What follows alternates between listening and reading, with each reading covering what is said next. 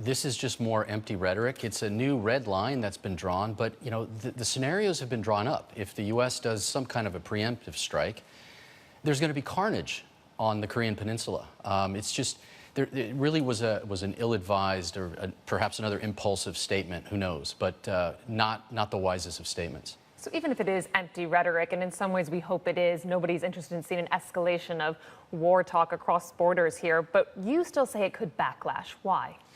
Look, I think the single most important thing here to look at, if you step back, is China and the United States.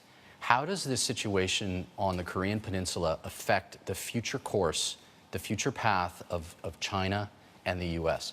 That's absolutely critical. So the U.S. is going to have to work with China. China's going to have to step it up and work with the U.S. But I think if we're seeing these kind of blustery, frankly outrageous statements, that is not going to help. And how do you think China does react? Is President Xi Jinping picking up the phone, calling President Trump, expressing their dismay, or are they somewhat used to these strong comments coming out of the White House?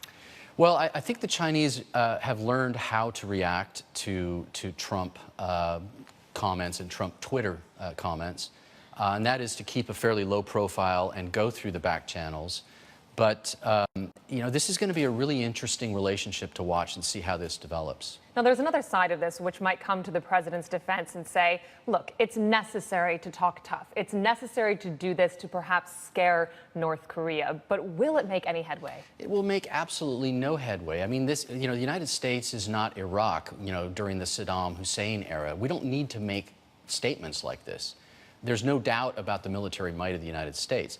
The question is, what kind of options are out there? How is the United States going to work with other countries, Russia, for example? And of course, we had this unanimous vote at the United Nations Security Council on new sanctions for North Korea.